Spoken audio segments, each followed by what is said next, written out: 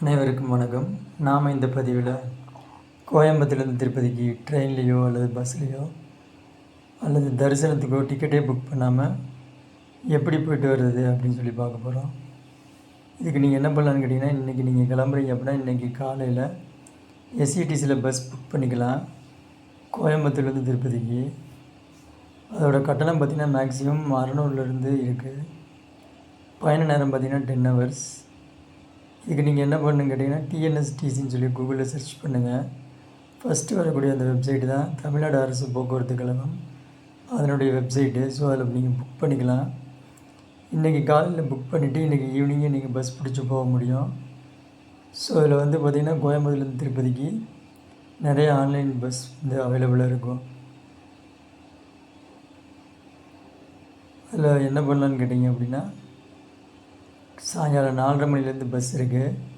Minimum 600லேருந்து உங்களுக்கு ticket charge வரும். 10 hours travelling time. So நீங்கள் காலையில் புக் பண்ணி ஈவினிங் உங்களால் போக முடியும். நிறைய சீட்ஸ் வந்து அவைலபிளாகவே இருக்கும்.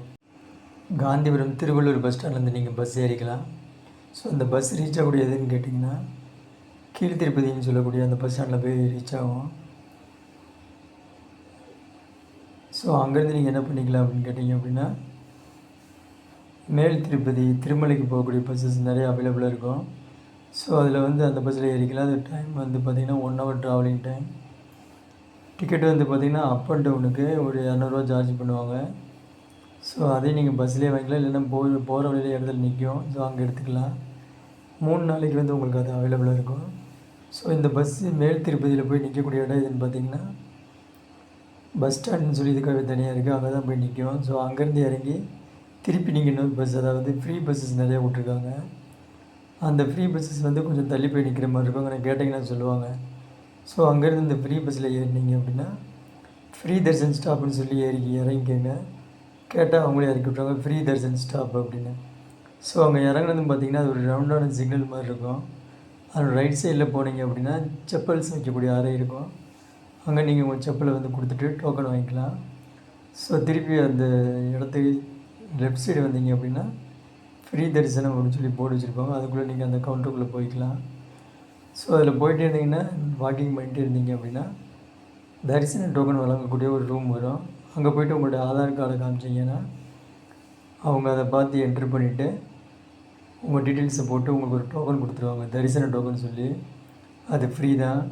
ஸோ அந்த தரிசன டோக்கனில் வந்து எத்தனை மணிக்குள்ளே நீங்கள் கம்பார்ட்மெண்ட், அதாவது அந்த வெயிட்டிங் ரூமுக்கு போகணும் அப்படி ஒரு டைம் இருக்கும். அதில் வந்து உங்களுடைய நம்பரும் இருக்கும், டோக்கன் நம்பர் அதுவும் இருக்கும். ஸோ ரெண்டையும் பார்த்துட்டு நீங்கள் என்ன பண்ணிக்கலாம் அப்படின்னா, டோக்கனை வாங்கிக்கோங்க. வாங்கி கொஞ்சம் தூரம் நடந்தீங்க அப்படின்னா உங்களுக்கு லக்கேஜ் மற்றும் எலக்ட்ரானிக்ஸ் பொருள், பேக்கேஜு, அப்புறம் உங்களோட மொபைல் வைக்கக்கூடிய அந்த கவுண்டர் வரும். ஸோ அந்த கவுண்டரில் வந்து நீங்கள் உங்கள் லக்கேஜ், பெரிய லக்கேஜ், மொபைல், எலக்ட்ரானிக்ஸ் பொருள் எல்லாத்தையும் கொடுத்துருங்க. மொபைல், எலக்ட்ரானிக்ஸ் பொருள்ஸ் அலௌடு இல்லை. பெரிய லக்கேஜ் மட்டும் கொடுத்துங்க. உங்களுக்கு அத்தியாவசியமாக தேவைப்படக்கூடிய போர்வை, டவல், பேஸ்ட், ப்ரெஷ்ஷு, ஸ்நாக்ஸ் இதெல்லாம் வந்து இருக்கக்கூடிய அந்த அத்தியாவசிய லக்கேஜை நீங்கள் கையோடு கொண்டு போயிருங்க, உங்களுக்கு அது தேவைப்படும். ஸோ அந்த அத்தியாவசிய லக்கேஜை மட்டும் எடுத்துகிட்டு நீங்கள் நேராக அடுத்து தரிசன டோக்கன் வச்சுட்டு அது அடுத்தடுத்த மூவ்மெண்ட்டுக்கு போயிடலாம். அப்படி போகும்போது பார்த்திங்கன்னா உங்களுக்கு செக்கிங் ரூம் வரும்.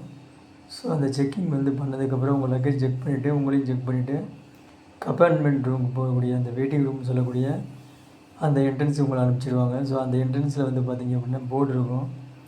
அந்த போர்டில் உங்களுடைய டோக்கன் நம்பர் எந்த ரூமில் வருதுன்னு பார்க்கணும். கிட்டத்தட்ட 40 வெயிட்டிங் ரூம் வந்து இருக்குது எனக்கு தெரிஞ்சு. ஸோ அதில் உங்களுடைய ரூம் நம்பரை வந்து கரெக்டாக டோக்கன் இருக்கிறத மேட்ச் பண்ணி அந்த கம்பார்ட்மெண்ட்டுன்னு சொல்லக்கூடிய அந்த வெயிட்டிங் ரூமுக்கு போயிடுங்க. அங்கே போனீங்க அப்படின்னா உங்களுக்கு வந்து பாத்ரூம் வசதி எல்லாமே இருக்குது, சாப்பாடு வசதி, தண்ணி வசதி எல்லாமே இருக்குது.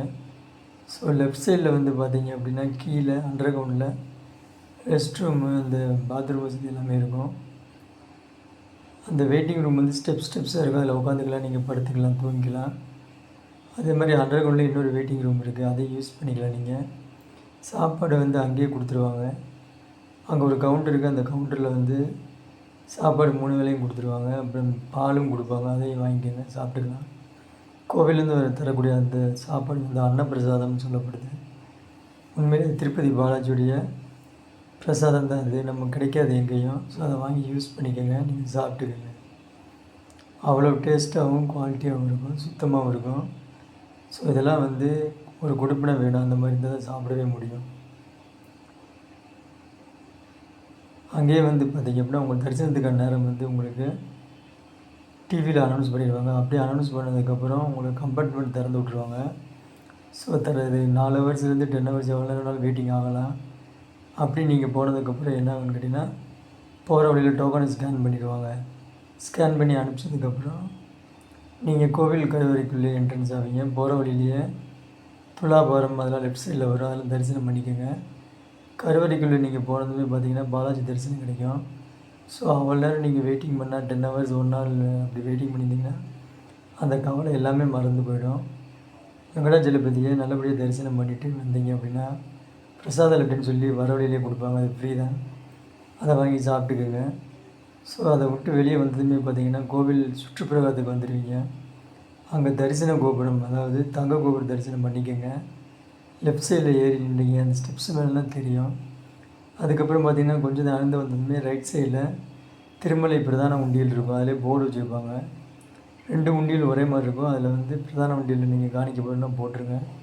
போட்டு முடிச்சுட்டு வெளியே வந்தீங்க அப்படின்னா அந்த வரக்கூடிய என்ட்ரன்ஸில் அடியவர் தண்டம் சொல்லி லெஃப்ட் சைடில் மேலே வச்சுருப்பாங்க, தரிசனம் பண்ணிக்கோங்க. ஸோ அவ்வளோதாங்க, தரிசனம் முடிஞ்சது. வெளியே வந்ததுன்னு பார்த்தீங்க அப்படின்னா ரைட் சைடில் நீங்கள் பார்த்தீங்க அப்படின்னா விளக்கு பொருத்தி வைக்கக்கூடிய இடம் வந்து கொஞ்சம் தூரத்தில் தெரியும். ஸ்டெப்ஸாக ஏறி அங்கே ஆஞ்சநேயர் சன்னதி அப்புறம் தாயார் சன்னதியில் இருக்கும். ஸோ 2 தரிசனத்தை முடிச்சுட்டு விளக்கத்தி, அதாவது தீபத்துக்கு சுட வாங்கி கொடுத்து சாமியை கும்பிட்டுட்டு லெஃப்ட் சைடில் இருக்கக்கூடிய, அது பக்கத்தில் லெஃப்ட் சைடில் இருக்கக்கூடிய அந்த விளக்கெரியக்கூடிய அந்த இடத்துக்கு லெஃப்ட் சைடில் இருக்கக்கூடிய இடத்துக்கு போனீங்க அப்படின்னா அங்கே ஒரு கவுண்டர் இருக்கும். அங்கே நம்ம லக்கேஜு மொபைலு எல்லாமே திரும்பி வந்திருக்கும், டோக்கன் கொடுத்து ரிசீவ் பண்ணிக்கோங்க.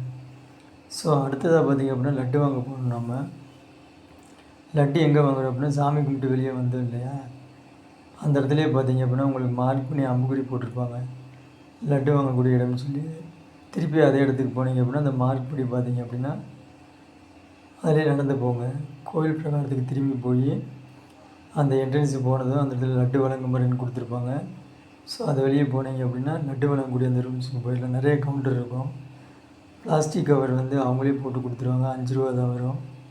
ஒரு லட்டு வந்து மேக்ஸிமம் 50 ரூபா. நார்மல் லட்டை விட பெருசாக இருக்கும், அதை வாங்கிக்கோங்க. ஒரு ஆளுக்கு வந்து டோக்கனுக்கு வந்து ஃப்ரீ லட்டு 1, அது போக 4 லட்டு கொடுக்குறாங்க. ஸோ அதை வாங்கி முடிச்சுட்டு வெளியே வந்தீங்க அப்படின்னா அங்கே கேட்டிங்கனாலே சொல்லுவாங்க, ஒரு 5 மினிட்ஸில் வந்து பஸ் ஏறக்கூடிய இடம் வரும். அங்கே போய் நின்றீங்க அப்படின்னா பஸ் ஏறிட்டு ஃப்ரீ பஸ்ஸு தான், ஃப்ரீ தர்ஷன் ஸ்டாப் அப்படின்னு சொல்லி இறங்கிட்டிங்கன்னா நம்ம செப்பல் வச்ச அந்த இடம் வந்துடும். அங்கே போய்ட்டு டோக்கனை காமிச்சு செப்பலை வாங்கிக்கோங்க. வாங்கிட்டு அதே ரவுண்டானில் வந்து நின்றீங்க அப்படின்னா ஃப்ரீ பஸ் அடுத்தது வரும், அதில் போய் ஏறிக்கோங்க. ஏறிட்டு பஸ் ஸ்டாண்ட் அப்படின்னு சொன்னிங்கன்னா அங்கே இறக்கி விட்ருவாங்க, அதுவும் ஃப்ரீ தான். அங்கே இறங்குனதுன்னு பார்த்தீங்க அப்படின்னா உங்களுக்கு நிறைய பஸ்ஸஸ் அவைலபிளாக இருக்கும். காலையில் 3 மணிலேருந்து பஸ் இருக்குது. ஸோ நம்ம ஏற்கனவே எடுத்து வச்சுருந்த டோக்கன் இருக்குது இல்லைங்களா, பஸ் டிக்கெட்டு, அந்த டிக்கெட்டில் அப் அண்ட் டவுன் வாங்கிட்டிங்கன்னா அதே டிக்கெட்டை காமிச்சு திருமலை மேல் திருப்பதிலேருந்து கீழ் திருப்பதிக்கு பஸ் போகும், அதில் போயிடலாம். நீங்கள் 1 ஹவர் தான். ஸோ அந்த பஸ் எங்கே போய் நிற்குன்னு கேட்டிங்க அப்படின்னா கவர்மெண்ட் பஸ்ஸில் தான், பஸ் ஸ்டாண்டில் தான் வந்து நிற்கும். நம்ம இறங்கணும் இல்லையா, கோயம்புத்தூர்லேருந்து அங்கே தான் நிற்கும். ஸோ நீங்கள் டிக்கெட் புக் பண்ணியிருந்தீங்க எஸ்சிடிசியில் ரிட்டன் அப்படின்னா அதில் வந்துக்கலாம். அப்படி இல்லை அப்படின்னா நீங்கள் திருப்பிலேருந்து கோவை வர்றதுக்கு என்ன பண்ணலான்னு கேட்டிங்க அப்படின்னா எஸ்சிடிசி பஸ்ஸில் புக் பண்ணல அப்படின்னா இந்த மெத்தடை ஃபாலோ பண்ணுங்கள், ஈஸியாக வந்துடலாம். திருப்பதியிலேருந்து வேலூருக்கு பஸ் ஏறிக்கங்க. So 5 hours travelling time. Ticket charge வந்து 200 தான். ஸோ நீங்கள் வேலூர் வந்ததுக்கப்புறம் என்ன பண்ணுன்னு கேட்டிங்க அப்படின்னா வேலூர்லேருந்து சேலம் பஸ்ஸுக்கு மாறிக்கங்க. டிக்கெட் 140 தான், 4 ஹவர்ஸ் ட்ராவலிங் டைம். ஸோ நீங்கள் சேலம் வந்து சேர்ந்ததுமே என்ன பண்ணணும்னா டைரெக்டாக சேலத்துலேருந்து கோவைக்கு பஸ் ஏறிட்டிங்கன்னா 4 hours travelling time, ticket charge 160. இப்படி மேக்ஸிமம் வந்து பார்த்திங்க அப்படின்னா ஒரு 1000 ரூபாய்க்குள்ளே தான் உங்களுக்கு அப் அண்ட் டவுன் சார்ஜ் ஆகும். ஒரே நாளில் கிளம்பி திருப்பதியை போய் தரிசனம் பண்ணிவிட்டு ரிட்டன் வர்றதுக்கு ட்ரெயின், பஸ்ஸு, திருப்பதி பாலாஜி தரிசன டிக்கெட் எதுவுமே புக் பண்ணலைன்னா இந்த மெத்தட் உங்களுக்கு பிடிச்சிருந்தால் நீங்கள் ஃபாலோ பண்ணிக்கலாம். விருப்பம் உள்ளவங்க இந்த மாதிரி பண்ணிக்கோங்க. ஒரே நாளில் கிளம்பி போயிட்டு பாலாஜி தரிசனம் பண்ணிவிட்டு அங்கே நீங்கள் வெயிட்டிங் ரூமில் இருக்கக்கூடிய நேரம் மட்டும்தான் உங்களுக்கு அதிகபட்சம், ரிட்டன் வந்துடலாம்.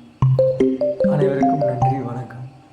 இன்னொரு முக்கியமான விஷயம், கீழ்த்திருப்பதி பஸ் ஸ்டாண்டில் எஸ்இடிசி பஸ்ஸில் சில சமயம் கோயம்புத்தூர் வண்டியில் வந்து பஸ் டிக்கெட் வந்து ஃப்ரீயாக இருக்கும், கிடைக்கும், அதாவது காலியாக இருக்கும் புக்கிங் ஆகாமல். ஸோ எஸ்இடிசி பஸ்ஸு கோயம்புத்தூர் டேரெக்டாக இருந்துச்சுன்னா நீங்கள் கேட்டுக்கோங்க. சீட்டு காலியாக இருந்துச்சுன்னா அதை யூஸ் பண்ணிக்கலாம். அப்படி இல்லாதவங்க இந்த மாதிரி பஸ் மாதிரி வந்துக்கோங்க. இப்போ இந்த வீடியோவில் சொல்லப்பட்ட விஷயம் என்னென்னு கேட்டிங்கன்னா, ட்ரெயின் டிக்கெட் புக் பண்ணாமல் இன்றைக்கே கிளம்பி அடுத்த நாள் பாலாஜி ரீச் பண்ணி அங்கே வந்து ஒரு நாள் அல்லது 4 மணி நேரம், 6 மணி நேரம், இல்லை 10 மணி நேரம், இல்லை ஒரு நாளோ வெயிட் பண்ணி அங்கே கம்பார்ட்மெண்ட் வெயிட்டிங் ரூம் நம்மளே தங்கி பார்க்கக்கூடிய ஃப்ரீ தரிசனம். இது எந்த டிக்கெட்டும் புக் பண்ணாமல் போகிறதுக்கான வழி. இன்னொரு சில மெத்தட் இருக்குது. என்ன அப்படின்னு கேட்டிங்க அப்படின்னா, அங்கே போனதுக்கப்புறம் பஸ் ஸ்டாண்டுக்கு ஆப்போசிட்டில், ரயில்வே ஸ்டேஷனுக்கு ஆப்போசிட்டில் வந்து சில கவுண்டர் இருக்குது. அங்கே போனீங்கன்னா பாலாஜி தரிசனம் பண்ணுறதுக்கு டோக்கன் கொடுப்பாங்க. ஸோ அதுவும் ஃப்ரீ தான். அதில் என்னென்னு கேட்டிங்கன்னா, அன்றைக்கி டோக்கன் வாங்கி நீங்கள் அன்றைக்கி பாலாஜியுடைய வெயிட்டிங் ரூமுக்கு போக முடியாது. இன்றைக்கி டிக்கெட் எடுத்தீங்க அப்படின்னா அடுத்த நாள் வந்து தரிசனம் டைம் போட்டு கொடுப்பாங்க. ஸோ நீங்கள் என்ன பண்ணிக்கிட்டிங்கன்னா அந்த மாதிரி டிக்கெட்டை வாங்கிட்டு போக முடியும். ரயில்வே ஸ்டேஷனுக்கு முன்னாடியும் பஸ் ஸ்டாண்டுக்கு முன்னாடியும் இந்த தரிசன டோக்கன் கிடைக்கும். இந்த டோக்கனில் வந்து இன்றைக்கி டிக்கெட் வாங்கினா அடுத்த நாள் தான் பார்க்க முடியும். ஸோ அதனால் நீங்கள் டிக்கெட் எடுக்கக்கூடிய அந்த நாள் வந்து எங்கேயாவது வெளியே லாட்ஜ்லேயோ இல்லை அங்கே சிஆர்ஓன்னு சொல்லக்கூடிய அங்கே ஆஃபீஸ்லேயே போய் தங்கிக்கலாம். இல்லை அங்கேயே வந்து இலவசமாக சில தங்கக்கூடிய இடங்கள் இருக்குது. ஸோ அதில் தங்கி அடுத்த நாள் பார்க்கக்கூடிய வழிமுறை இருக்குது. ஸோ நீங்கள் அதை விருப்பப்படுறவங்க அதையும் பண்ணிக்கலாம். இந்த வீடியோவில் சொல்லப்பட்ட பதிவு டிக்கெட்டோ அல்லது பாலாஜி தரிசனம் பண்ணுறதுக்கோ புக்கிங் பண்ணாமல் டேரெக்டாக இன்றைக்கே கிளம்பி போய் அடுத்த நாள் வந்து பாலாஜியினுடைய வெயிட்டிங் ரூமில் கம்பார்ட்மெண்ட்டை வெயிட் பண்ணி, அது அதிகபட்சம் ஒரு நாள் கூட ஆகலாம், அந்த மாதிரி அவங்களுடைய பாலாஜியினுடைய வெயிட்டிங் ரூம்லேயே இருந்து அங்கே கொடுக்கக்கூடிய அன்னப்பிரசாதத்தை சாப்பிட்டு தரிசனம் பண்ணுறதுக்கான வழி மட்டும்தான். ஸோ இந்த மெத்தடையும் ஃபாலோ பண்ணுங்கள். இல்லை அங்கே போய்ட்டு தரிசன டோக்கன் பஸ் ஸ்டாண்டுக்கிட்டேயும் ரயில்வே ஸ்டேஷன்கிட்டையும் வாங்கிட்டு அங்கே ரூம் எடுத்து தங்கி அடுத்த நாள் தரிசனம் பண்ண விரும்புகிறவங்க அந்த மெத்தடையும் ஃபாலோ பண்ணலாம். ஸோ உங்களுக்கு எது பிடிச்சிருக்கோ அதை பண்ணிக்கோங்க. சரிங்களா? அனைவருக்கும் நன்றி, வணக்கம்.